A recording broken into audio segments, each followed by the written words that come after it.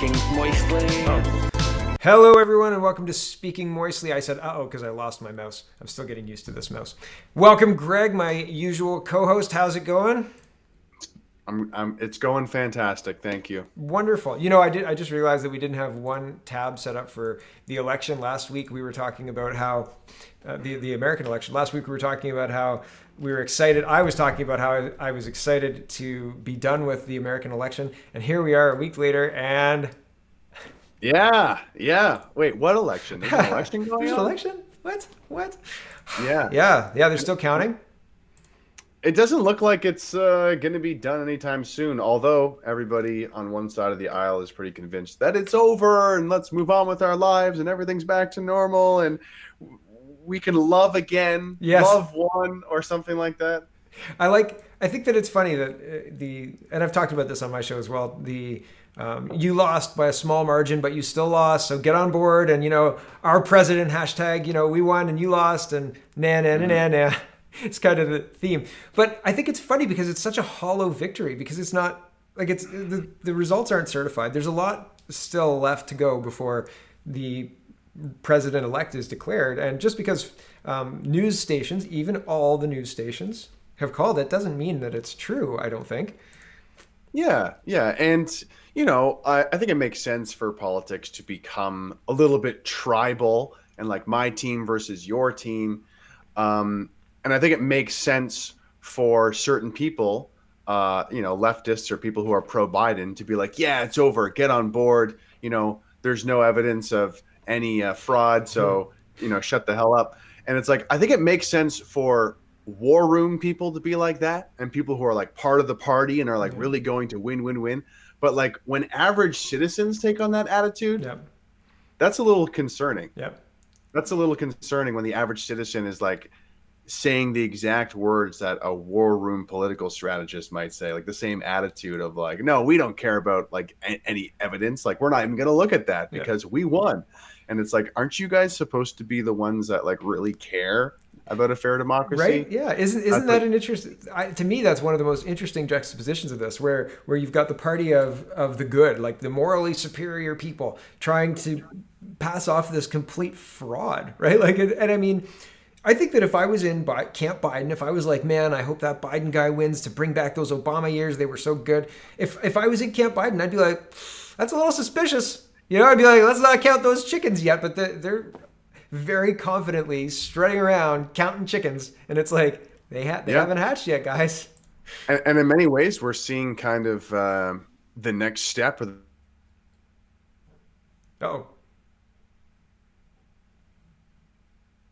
Hey everyone, we had a bit of technical difficulty, but we're back and we're going to continue recording, but we can't remember exactly where we left off. So Greg was talking, and here we go.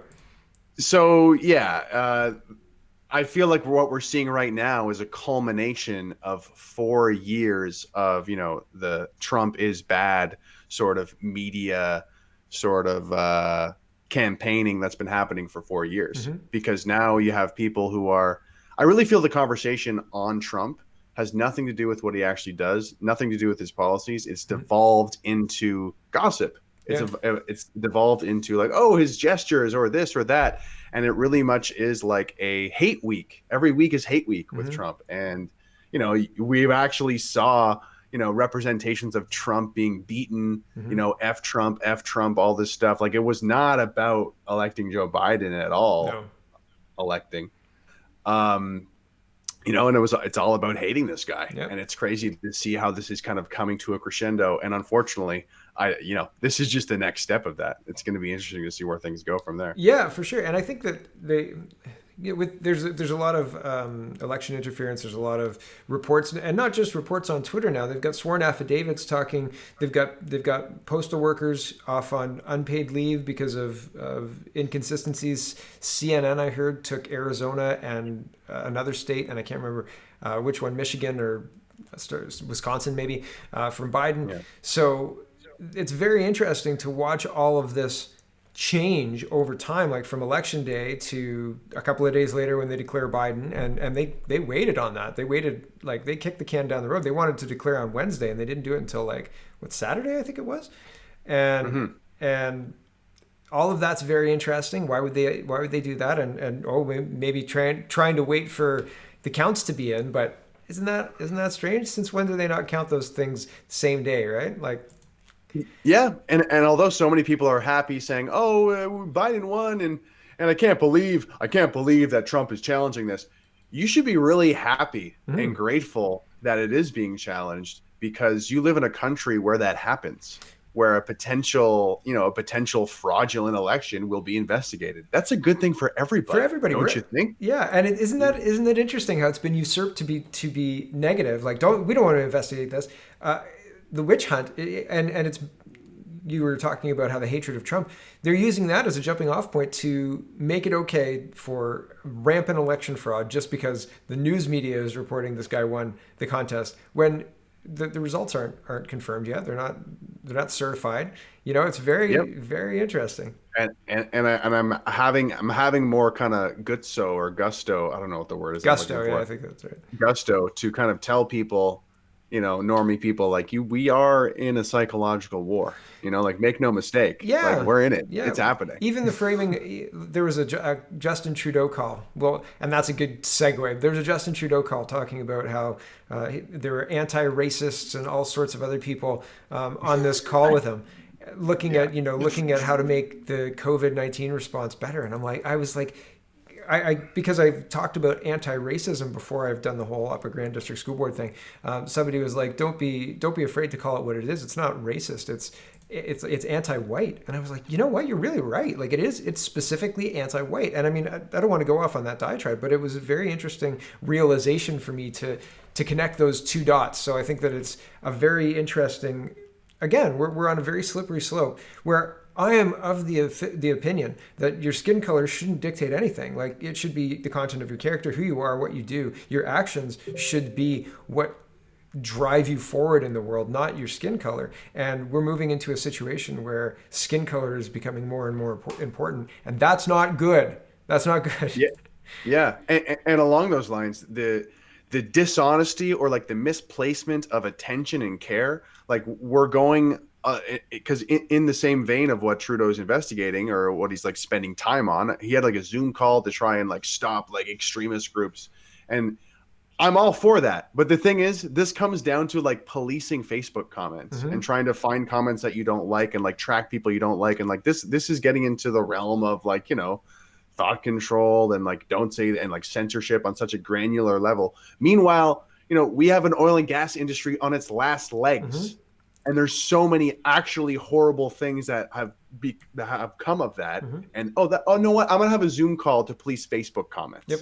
It's ridiculous. Yeah, under the guise of protecting the safety. And under the guise of protecting safety, Justin Trudeau has called on premiers and mayors to, quote, do the right thing as COVID caseloads rise. He wants the provinces to bring back restrictions, targeted shutdowns. So even the shutdowns, and I said earlier on my show today, the 2 weeks ago, Doug Ford shut down businesses and couldn't prove that it was businesses that caused the outbreaks. So businesses rose up and were like, no way, man. And in response to that, they created this framework. They threw out their old framework, created the new framework where it's done by cases and whatever. The metrics are for people to read. I've done it on I've talked about it on my show. But it takes out the responsibility. It just says, oh, if cases are between this and this, you have to be in this zone. If they're between this and this, you have to be in this zone. And it's kind of an end run around providing that proof to businesses that they should close. They're just like, oh yeah, it's part of the framework, so you have to listen to the framework. And now the prime minister is saying, do more, shut down more. Unbelievable, right?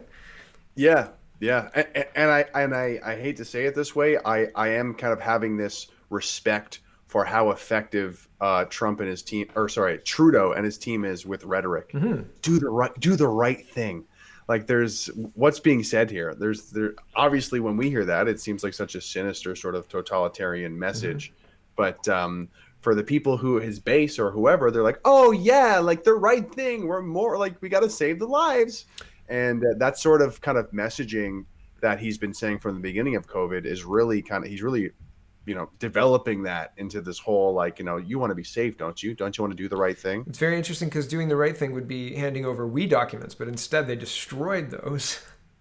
So, I mean, it's very, it's interesting because the rhetoric doesn't match the behavior of the team that's spouting it. So it's hard to take it seriously when you've got this group of people who are saying we want people to feel safe, except the reality of the whole thing is they're destroying people's livelihoods and businesses and creating a situation where people are mistrusting you and people's neighbors are ratting each other out. Like this isn't better. This isn't Yeah. happy. And when you and if you kind of make the comparison to Trump in the States, you have Trump, somebody who's trying to really champion the people and in many ways fight against globalism, as some people would argue. And he's what is the media busy doing? Vilifying him, talking about his hand gestures, talking about his personality traits. But what do we have in Canada when you have like a pro-globalist leader? We have the media like adding underlines, adding exclamation points, and just like solidifying all of this, quite frankly, vapid rhetoric that has nothing to do with like, there's no honesty in any amount of the policy making or kind of things that these liberal ministers are saying. If I'm not mistaken, they still haven't even like suggested anything about like treating people differently at different ages, which in my opinion is like a huge red flag of like, these people are clearly not about the science or about the long-term effects of lockdown, nothing like that. Yeah, well, and I mean, just before we came on, actually during our brief interlude there, I saw a tweet from Anthony Fury, I think, or maybe Andrew Coyne, somebody talking about the deaths in Ontario. There's 15 deaths in Ontario today, and he said 12 of them were from long-term care facilities. And I say again, long-term care facility deaths, what's the burn rate? Like, what's the level of, and because COVID death is if you have a positive COVID case within 28 days of death. Like, he doesn't, like, that's a positive COVID death, according to the WHO, and I believe that Canada is following the WHO standards. So, right. Here's just moving into the Matt Strauss line here. It says, it's now 6 weeks since Florida lifted all COVID restrictions. Who among us would have predicted that their mortality curve would still be trending down? Who? So we started, and 6 weeks ago was approximately 40 days, 42, I think 43, maybe off the top of my head math. And I could be wrong, but anyway, we'll look at 40 days. If you look at the 180 to the 220, you can see the downward trend, and they've removed all COVID restrictions. Why aren't we looking at what's happened instead of modeling what might happen based on faulty math? It really frustrates me when the leaders ignore this stuff. What do you think?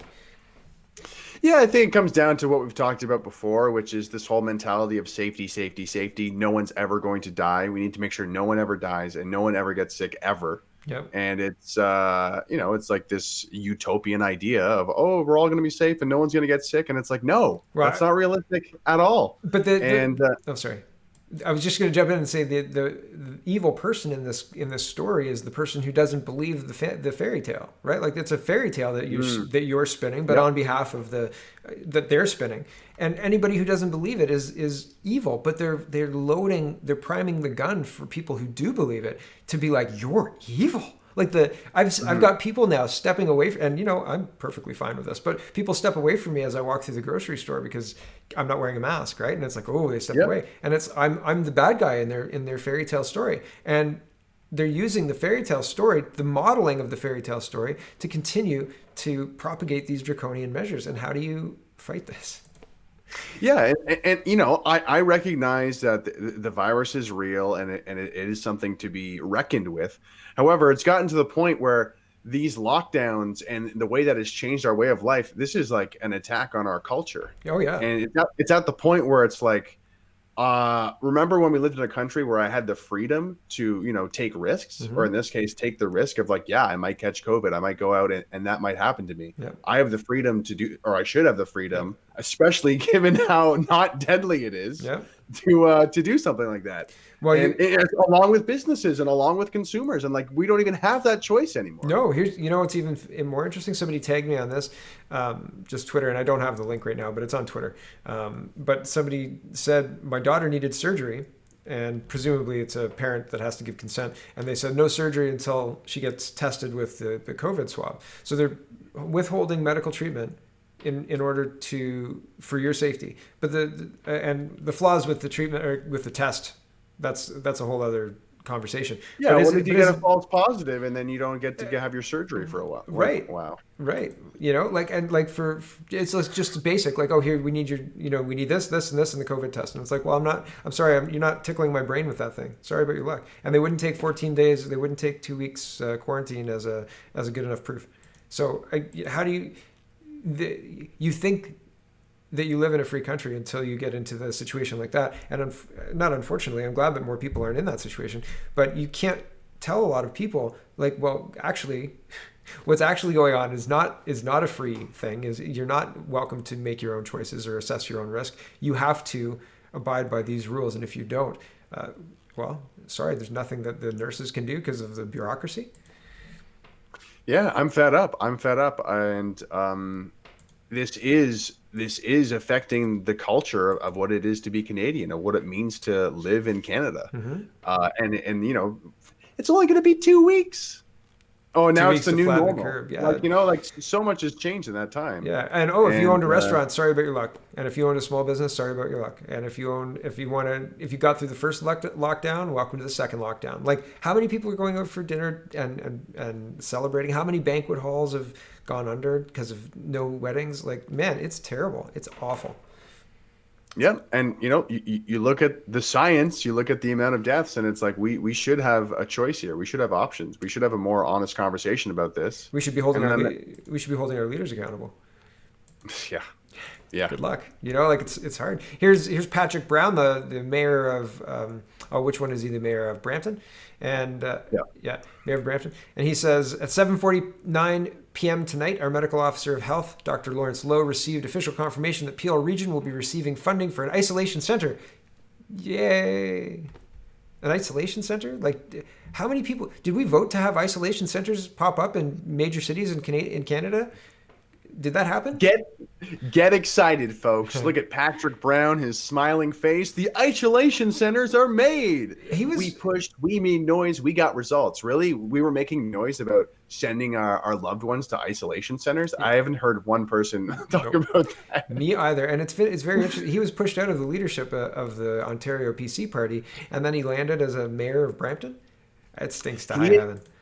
Patrick Brown is like the quintessential like dystopian politician from the movies, where he's just like he's like changing his mask every 2 seconds. Oh, well, I'm part of this party, and this is what I believe now. And then like 2 seconds later, this is what I believe now. It's like, you are the biggest slimy yes man I've ever seen. Yeah. It seems like, you want lockdowns? I got lockdowns all day. You want isolation centers? No problem. I'll sell it to the people. Exactly. I'm gonna sell it to the people. I'm gonna make this look nice for them. That's right. Hey guys, we got an isolation center. It's like, are people reading the words of this isolation center? Yeah, that doesn't sound fun. That graphic novel we're writing, man. That's page 8 and 9. It's scary. It's scary to think that there's even one person who's like, yes, I can't wait to send them to the isolation centers. Like, I hate my uncle. I hate my intoxicating. friend. But they've loaded it. They've loaded it to be, your hateful uncle who likes Donald Trump, right? You call, hey, I think he's got COVID-19. Yep. Man, your video, right? Like the people coming in to get, I believe. Yeah. There was one day. I'm just gonna say, like, today Trudeau is tweeting, hey guys, make sure you be a good comrade and download the COVID app. Yeah. And next week it's gonna be, hey guys, make sure you like report your friends and family who haven't got the vaccine or don't have the COVID app, or send them to the ISO center. Like, be a good Canadian. Yeah. It's scary. It is. Scary. It's scary. It's terrifying, man. It's really scary, because there's a lot of people. Power is intoxicating, and there are a lot of people who feel really powerful like this, and who feel like their power or their health depends on my action and my compromising of my body agency, right? Like taking a medical treatment intervention. I'm not sick. I don't need to have any intervention. This is insane. Yeah. This is crazy. And just to add to that, like we have this belief, or this mainstream belief, that the media is going to keep us informed. It's actually turning you into like a paranoid schizophrenic of not trusting anybody unless they agree with all the rules that change every 5 minutes of what you're watching. Yeah, well, and they really have changed very quickly. One of the rules, moving on just a little bit, an MP hired her sister with public funds, and she was removed from caucus. So she was a liberal. She hired her sister explicitly again. It's an explicit rule. You're not allowed to pay your family with public funds. And hold on, Trudeau weighed in on this. Oh, where did Trudeau? He said it was unacceptable. Trudeau, oh, okay, here it is. Trudeau says it was unacceptable for Toronto MP to hire sister with public funds. So what does that make giving public funds $1 billion to We, the same company that he, or that gave his family, mother and brother, $500,000? Isn't that the same thing? I mean, it's for anybody who's paying attention, it's just so interesting to watch this. To watch, oh yeah, another completely immoral, like, lack of ethics happening from some liberal MP. What's going to happen? How are they going to play this chess move? Clearly, like, the citizens don't care because it's never even framed in a vicious way for Canadians to learn about this. It's always like some softball, like, oh, she was confused, or Unacceptable. oh, yeah. And But it's like if any conservative were to do this, they would be like calling for their head. How could you do this? Blah blah blah. Mm-hmm. And I am so tired of seeing this because I have gotten used to it. We've all gotten used to this. We've gotten used to this. Like, sure some liberal MP like breaking and entering and like beating somebody up. You remember that one? Yeah, like, it was in Guelph. Every week there seems to be some total behavior from a liberal MP that always just kind of softly gets brushed under the rug, and then a conservative MP will be like, this is unacceptable, and then people will be like, oh, well, conservatives are horrible. And anyway, it's just just gotta breathe. Yep. Take a deep breath. No, it's true. Whew. It's true. The hard part though is, again, how do you take the governance seriously? How do you deal with the farce that is our leadership at every level? Here's Polyev weighing in on the hiring the sister. If Ratansi honestly didn't know that paying her sister with her MP budget broke rules, why did they use a fake identity and ask staff to keep it hush-hush? No, force her to repay the cash and call the cops, says Polyev. Yeah. Isn't this what our judicial system is supposed to handle this stuff? Yeah. It's really frustrating when these arbiters of truth and justice are the opposition. Mm-hmm. It's like we should all want justice. We should all want the right thing to be happen. Yeah. Well, like, why is it only these conservative MPs who seem to have any sort of like clout in this? Like, all citizens should be disgusted by this. Yeah. Well, and there should be mechanisms for recall of an MP or an MPP, and there should be automatic situations. And I mean, like, getting arrested. That's one thing, because you can get arrested in a situation where it falls within like misunderstanding or something like that. So, but once there are serious charges, maybe a threshold of charges and whatever proven in court, there should be some kind of consequence in the House, like, and the people should be able to have an automatic rerun, like, hey, new information, like from the Big Lebowski, new shit has come to light, like that information here, man. Can we have a rule to like not have criminals in the House of Commons? Just they make laws, right? Also, there should be maybe a rule like with Raj Grul, and he was like, so how much exactly does FinTrack? So if I were money laundering, and not me, but like somebody like me were money laundering. Yeah, and it's going to be interesting to see where we have someone like Jody Wilson-Raybould standing up to say, hey, like, I think this is wrong. With the whole SNC Lavalin affair, she got axed. Yeah, and then this person is doing something wrong, and we'll see if she keeps her seat in the House of Commons. It's the Liberal Party. Yeah, who knows? She's not in the Liberal Party. She's out of caucus. They kicked her out of caucus. Oh, they did kick her out. Yeah, she stepped. I think she stepped down. She stepped down 11 or 12 hours after CBC asked her office for comment on the story. We're running this story, and we'd love for you to comment on it. And she was like, "I'm no longer a Liberal. I'm piecing out." Good. Yeah. Good. Well, I mean, that's something. But the Liberals picked up 2 seats in the last by-election, so they have exactly the same amount of seats as they had when they were elected, and 3 more independents who will vote with them. So I mean, but what are you gonna do, right? Well put. Yeah. I guess that's part of the code of the liberal cult. Sorry, the Liberal Party. Yeah. It's like, oh, you got exposed for objectively doing something wrong. You have to leave now. Yeah. Yes. Yeah. And they can prove it. It's not like those documents where you can just shred them, get them gone. It'd be easier to explain that. It's horrible, isn't it? Oh yeah. I mean, politically, if there's nothing to have a conversation about anymore, like they solved the problem, right? And are they gonna? How much fire do you think they're gonna come under for this? Like, Yeah. That's the problem with Canadian politics. There should be people, and like the geography of Canada is such that it's not possible for this, but there should be people who are super angry and who should be like marching on Ottawa every day. And it's just like, oh well, I guess we got it wrong. You're absolutely right about that. I've been thinking about that.